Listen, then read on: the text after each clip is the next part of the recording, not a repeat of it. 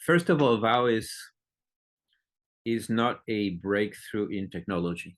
It's not a smarter, more clever protocol.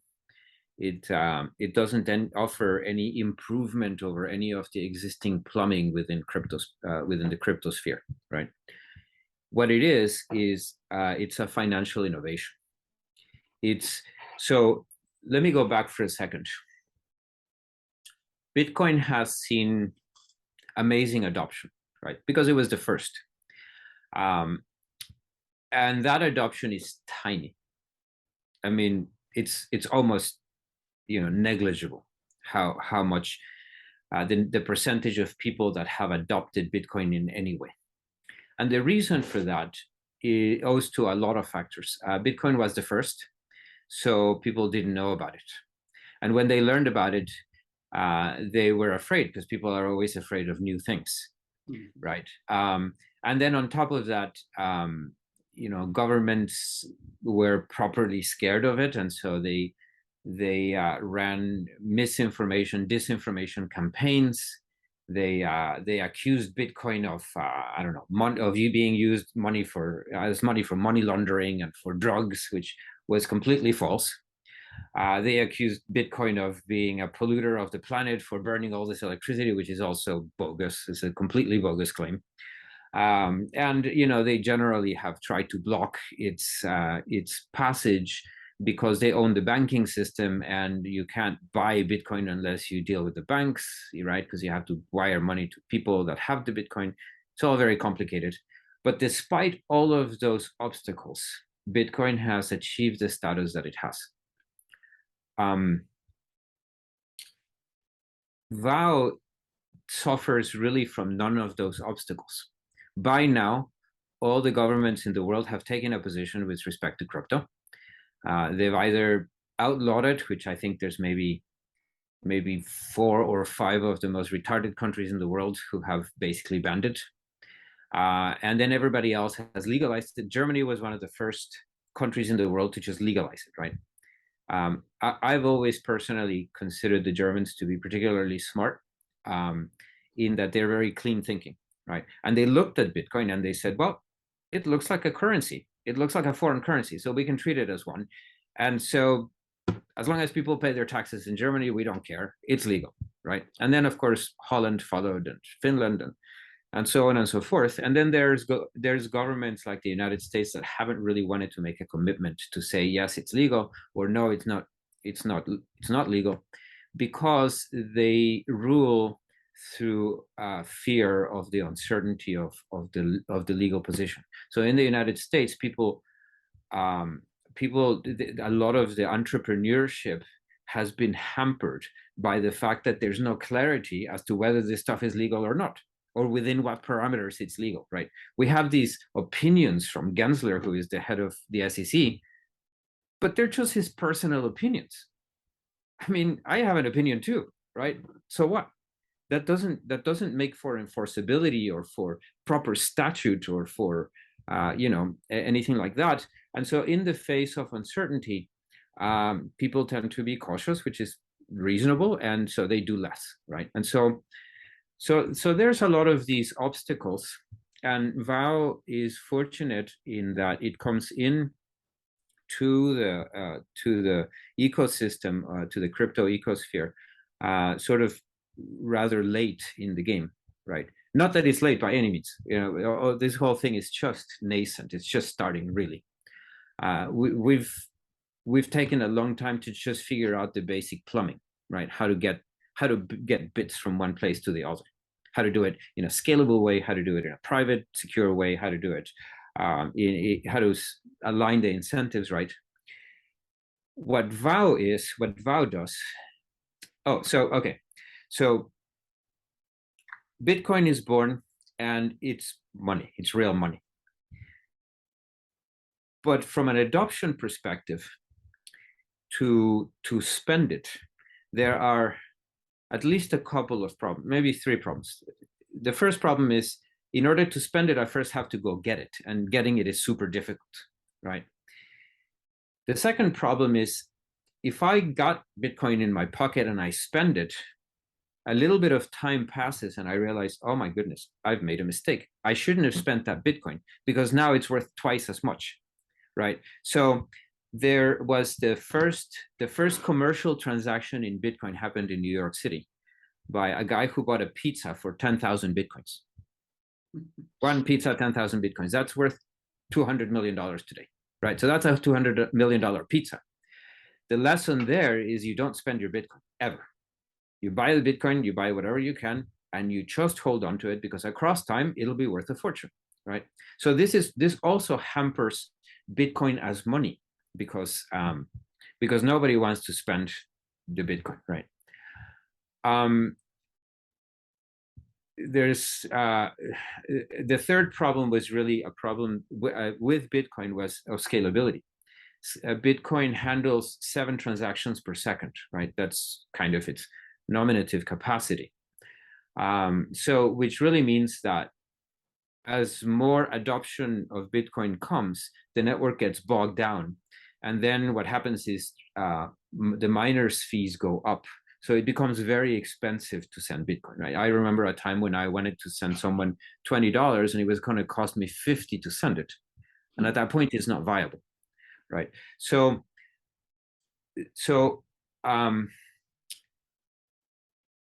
the bigger issue is when someone thinks about spending money, you know, I want to pay for this cup of coffee. Well, I can pay for it in cash.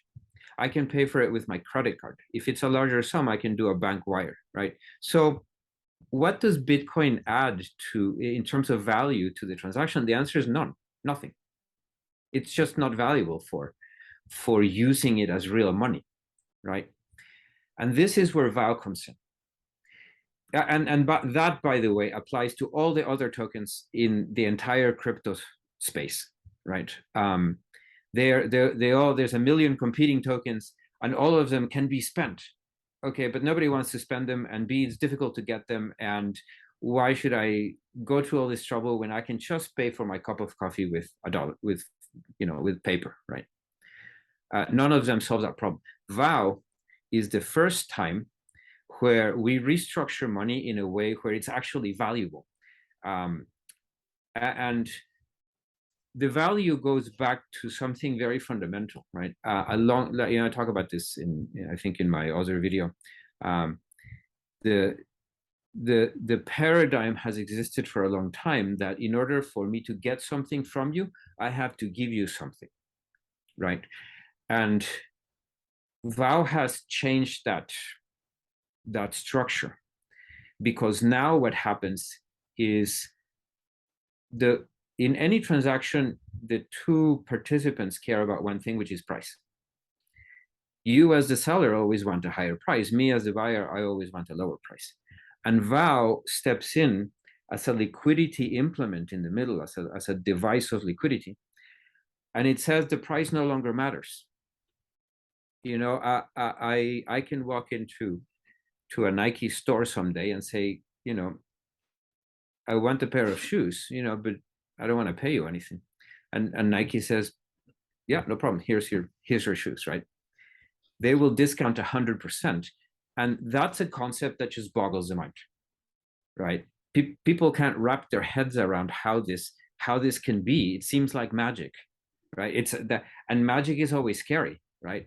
Because magic is not predictable, right? It's a black box. It's just unbelievable for normal people used to give their money for something. It's just that can't happen. That's impossible. Exactly. It is impossible. We have 12,000 years of historical evidence that the only way that the transaction can happen is this way. And now someone is proposing, it seems like a scam, right? It's like, what are you talking about? How can you do this? There's a trick in here somewhere, and someone's going to scam me out of my money. But actually there isn't. And I can, you know, I will explain every part of it. Well, so when we say ecosystem, you know, ecosystems evolve across time. They come to have different participants and different roles. The Vow ecosystem ultimately includes everyone. It includes the insurance companies and the newspapers and the supermarkets and the gas stations, and it includes the the manufacturers and the warehousers and the distributors and the, you know, basically it's Vow is really an economic model.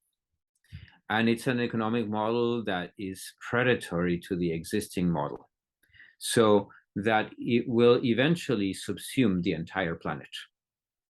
It's simply a better way of doing business, right? And when you have a better way of doing business, what happens is you have a competitive advantage, and those who are not part of the ecosystem will suffer, right? They will ultimately die unless they adopt the new way of doing things. And this new way of doing things is these new mechanisms are something that brings value not only to the merchants, the commercial side of it, but it brings incredible value to the public, right? As I've mentioned elsewhere, Vow is a deflationary factor, right? Which means that it makes things cheap for people to buy, and therefore increases demand for goods and increases productivity. And even though productivity in this environment of the World Economic Forum's thinking is a dirty word, right? They are seeking to destroy productivity, right? Because in essence, they're seeking to reduce the world population for reasons that only they can understand, that supposedly have to do with the health of the planet. The reality is that that's just not the case, right? Yes, we are making a mess in the planet. For sure, there's islands, there's something the size of Queensland worth of garbage floating in the oceans. It's unforgivable. It needs to be cleaned up, and we must not do it again, right? We just haven't been very good at managing stuff, but we can get better. The answer isn't to reduce population and to destroy productivity. It's actually to go the opposite direction, to increase productivity and to increase efficiency, and to do it with the care that we now have about the planet.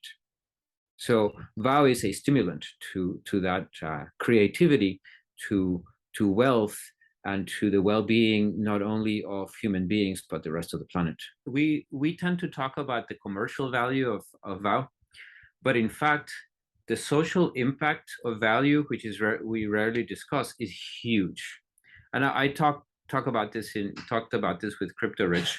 You know, I talked about this mythical woman in Ohio who has to make a decision today. You know, she's living on fixed income. Her husband died, and prices are rising, and she has to make a decision between food and medicine, right? And that poor woman goes every night to sleep wondering how she's going to survive, right? The amount of stress that, you know, that her mind races about the things that she can do and the things that she must live with, and the obscurity, the sort of darkness of her potential in the future, right? We solve that. She goes to the pharmacy, pays for her medicines, and gets 100% discount on what she just bought, and all of a sudden she's got money for food, right? That night she sleeps better. And you know, if we think from a social perspective, and I don't know Germany, but I mean, I don't know the statistics in Europe as well, but I know that in the United States, depression is an enormous problem. People are depressed, right? And why are they depressed? Well, because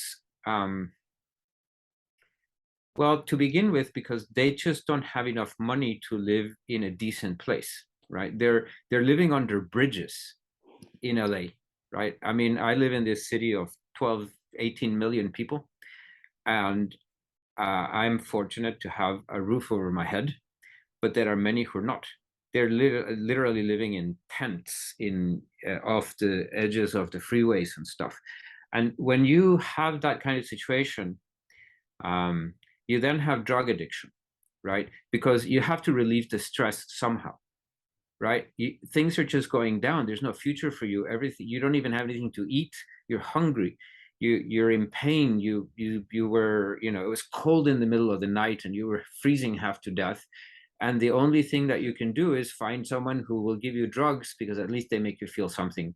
So, you know, at least they push you away from that misery, right? And that happens not just at, it happens not just at the bottom levels that I'm describing, it happens all throughout society, all the way up to even the very rich, right? I mean, so money isn't in itself the problem, is its agency over money. So think about the rich kids, right? Their parents are multimillionaires or billionaires, and the kids are depressed. Why are they depressed? I mean, they presumably have all the money that they could want and stuff, but the problem is they have no agency over the money. It's not their own money. They can't just spend it as they like. They can't do as they like. They live in these boxes where everyone controls you over stuff, right?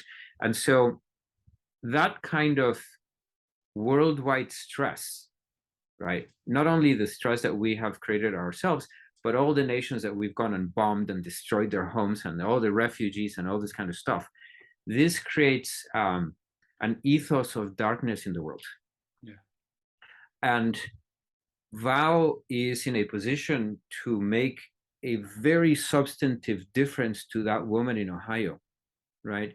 Over time, the people under the bridge come out from under the bridge, right? Because as opportunities multiply, as we increase productivity, as we increase demand, those people are given an opportunity to come and participate in the system again. And the rewards mechanism gives agency, gives control over the money to someone. Just having the money in itself already relieves stress, right? Because you can then make the decision, you know, I don't want to spend it. Yeah, would I like to have a Coke? It's 50 cents or $1, whatever it is. Yeah, I would like to, but I'd rather hold on to the dollar because it makes me sleep better at night, right? And if I sleep better at night, I'm less angry with my children. I'm going to be more neighborly. I'm going to get along better with my coworkers, and the whole world just gets better. So that kind of impact on the social impact on the world, we don't even have a clue how to measure that, right? We don't even have mechanisms to detect the changes, but we know the changes will happen. What was the first idea that brought you all together, and how did you start from the first idea into these, where you are now? So that has kind of a long answer. When I first found Bitcoin, my thought was the big money needs to come into Bitcoin, right? Because Bitcoin needs, in order to grow, it needs to increase in price so that it calls attention, right? We want the little people to own Bitcoin, but in order for the little people to even notice it, it has to grow in price, and so we had to bring in the big money. And then, of course, I realized that the big money was never going to come into Bitcoin because it's too risky, right? The big money is all about holding on to the big money. They have very little risk tolerance. I mean, they would rather spend a predictable 3% loss per year, right, than potentially double their earnings, but also potentially cut them in half, right? That's just too scary. So I started thinking about mechanisms by which I could create asymmetrical volatility, right? We now have programmable money. So what kinds of rules can I create in order to create a blockchain where you cannot lose your money, right? And I elaborated on so, you know, because of my background in finance and in thinking about money and rules and things like that, I had a lot of thoughts, and I developed a system that I was very excited about. Right? It was going to be the first coin where you couldn't lose your money. That architecture crashed. One night, in the middle of the night, I was thinking about some use cases, and I started to understand that in certain instances, the whole thing kind of reversed itself, and then it would basically collapse, right? And I was crushed. I was like, oh my gosh, I've been thinking about this for probably 2 years, right? And I thought, well, the problem is that I'm thinking about this in terms of existing instruments. My original approach was essentially to create an options-based mechanism where every time that you bought the coin, there would be a put written against that coin, right? That would hedge or would protect the downward risk on that investment. So at that point, I realized, I'm trying to use existing instruments to build this thing. What if I just do blue sky thinking, right? Any rule, whatever, no matter how dictatorial, just solve the problem. So I came up with a second approach, and I was really excited about this, and I thought about it for a few months. And then again, at some point in the middle of the night, I was thinking. A lot of times at night, I don't sleep. I'm just thinking about things. And I realized, oh my God, what I've done is have created the very definition of a Ponzi scheme. So that crashed and burned too. And then I think I went through another iteration, and I was on my fourth iteration of something that actually worked when I came across Vow. An associate of mine, Michael, who is now my partner, he knew that I was very deeply involved in crypto, and he wanted for me to evaluate opportunities for him, right? And so he had me look at Vow, and as I'm reading the white paper, I realized, oh my God, these people have been doing exactly the same kind of thinking that I've been doing, and they have a system, but their system is better than mine. I had some problems that I had not been able to solve, and actually Vow did some things backwards from the way that I was doing. And I think also they were less aggressive than I was. I was trying to do too much in the same solution. Because of Vow's commercial experience, because of being in the rewards industry, they were more incremental. They just wanted to do this thing better, right? And that kind of led to the solution that I had, minus some of the complications that I had that were problematic, right? So I actually spent, I'm gonna guess, 6 months understanding the Vow mechanisms, talking to Bish, having read the white paper, reading through a ton of the documentation, having the discussions with the lawyers, all this kind of stuff. Because part of what I do as an economic modeler is I do surface attack analysis, right? So every system has a surface, so to speak, and a surface of attack, and you have to do some analysis to figure out how can you make it break, right? And I've spent quite a lot of time really trying to find the vulnerabilities in Vow, to figure out where it goes wrong, where I can break it, right? And I've come to understand it's a very solid system, right? It is a system that is so coherent that it is actually the candidate to replace our existing economic model. So in the process, of course, I've come to know Paul, who is really a great mind. He's a very bright thinker, and Bish, who is amazingly creative and very very unconstrained in his thinking. Right, he has really big thoughts, and I appreciate that about him. And of course, Michael, my partner, Michael's wonderful in that he is very focused. He's a guy to get things done, right? And so we have, and there's a bunch of other team members, but these are the people that I've mostly interacted with. What I really loved about you when I first seen you talking is that you really had tears in your eyes, because it really touched you what happened when we met in Frankfurt. And that is something that is really different to other people talking about business, talking about things might be interesting for themselves or others. that it's just something, you know. For you, it's not just something. There's a lot of heart in it. So Yeah, I mean, you know, it's interesting that you talk about that because I tend to think of myself as a very dispassionate person.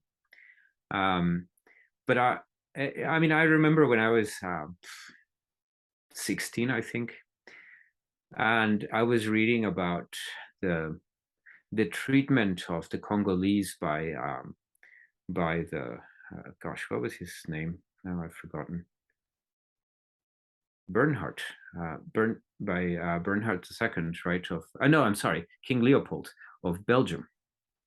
Um, the the the horrendous ways in which those people were treated, and I mean,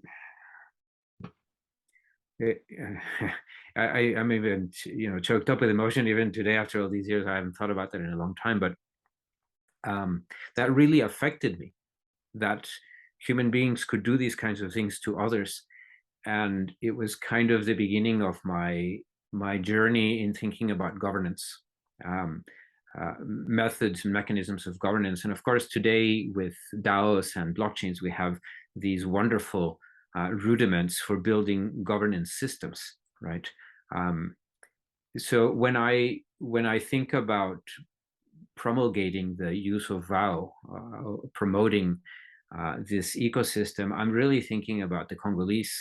I'm thinking about what Stalin did to 15 million Russians. I'm thinking about war. I'm thinking about all of the things that are done for systems reasons, right?